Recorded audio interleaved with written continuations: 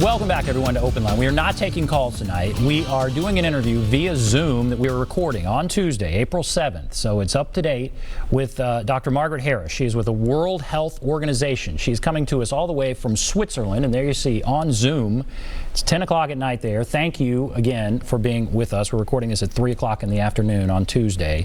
We were talking about how this is transmitted. You said disturbingly that this virus could live on a surface for up to 4 days. Now, you said that's a laboratory type situation, I guess worst case scenario. Are there some people who have this virus, who transmit this virus, who show no symptoms ever? Have you found that? There is a small group. Now, we haven't found they're the main drivers of transmission, but they're important. And I'd like to say right away, if you are one of those people, do not feel that you are to blame. It is not your fault if you don't have symptoms. However, if you've been in contact with somebody who you know has coronavirus, do understand that you could potentially be infected without having symptoms. So treat yourself as if you are potentially infectious, and that's why we say self-isolate if you have been in contact. So what happens is this thing colonizes your nose and your mouth. And some people don't have symptoms, but they could be coughing or sneezing it out. So, if there's something irritates their throat and they cough. So they're not sick, but we all cough and clear our throat. We all sneeze when there's a bit of dust around. That doesn't mean that we've actually got symptoms of respiratory illness, but we could release virus that way. So it's not clear how they don't seem to play a huge part in transmission. All the studies we've seen so far indicate that the main drivers of transmission are people who've clearly got symptoms, but it's something to be aware of. And that's why we make a big fuss about testing, and that's why we make a big fuss about contact tracing, so that you can see where the virus is trying to go. And even if people don't have symptoms, you have to assume that virus has successfully jumped into their body. What about children? It's encouraging that it certainly has been reported that children are not as impacted as adults or certainly older people. How does this impact children? And are they a group that could carry the virus but not show severe symptoms or symptoms at all? That's quite right. So people, again, were a bit confused about the information that came out. First of all, they thought children don't get it. No, children do get it. But you're quite right. They often don't have very obvious symptoms. And I think any parent knows kids are forever seem to have some kind of respiratory illness or other. I seem to remember when my kids were young, they would just constantly had colds of one kind or another.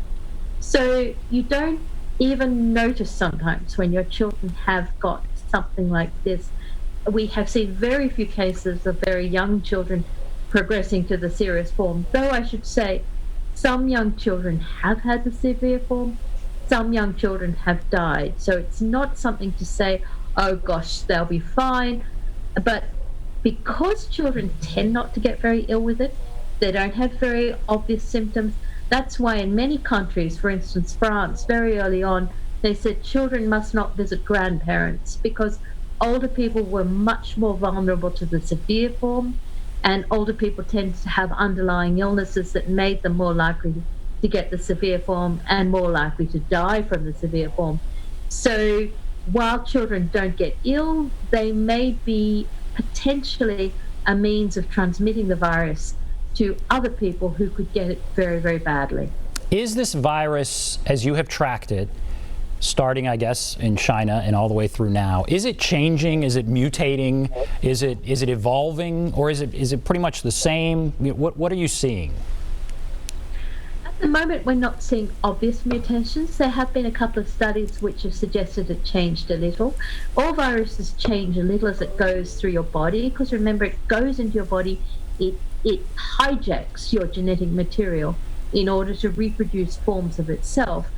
So usually viruses change a little, and you can see enough of a change to track essentially where it's been, sort of leaves its footprints behind. But we haven't seen enough of a mutation to say, oh gosh, that's a big change and that's changing the disease patterns as such. it seems to be a relatively stable virus in that sense. And that's good.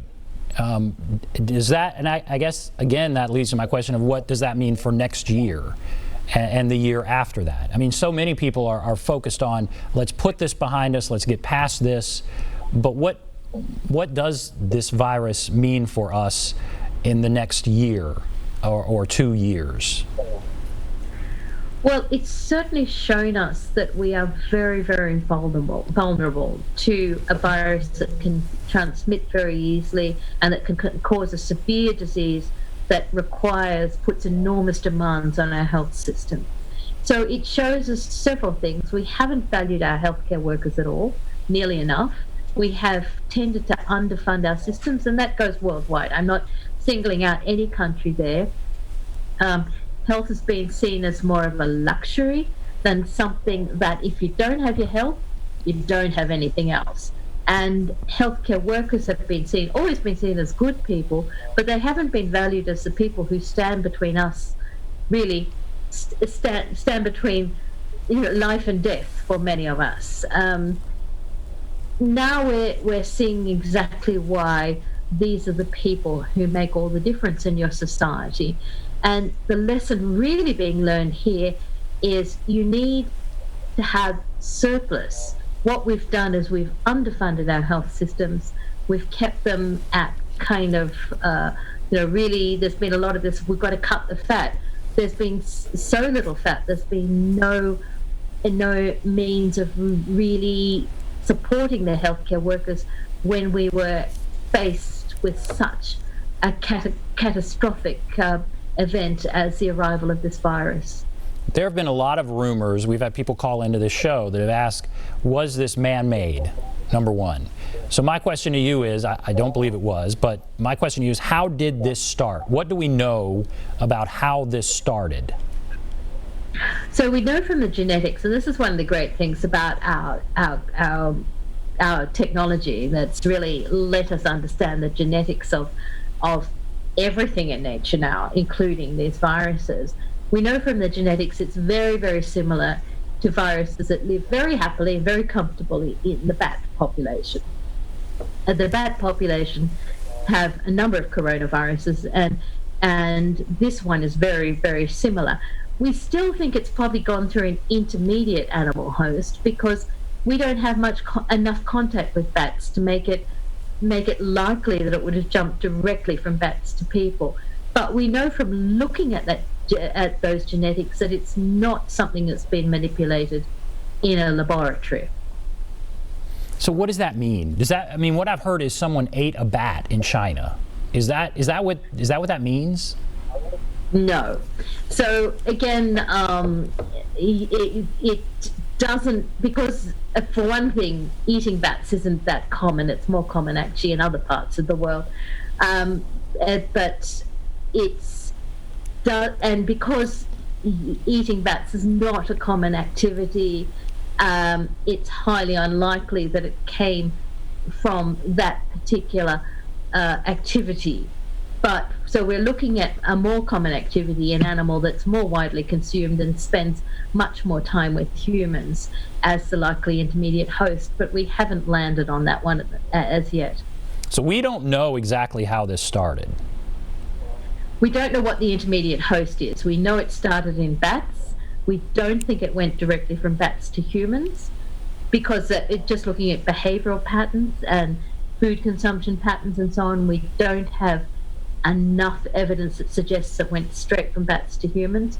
We still don't have the definitive information that indicates what the intermediate host is. So we expect that it went from bat to animal to humans. We haven't got that number one suspect, that intermediate animal host. All right, we have to take another break. There has been some criticism of China. Did China give us enough information early on?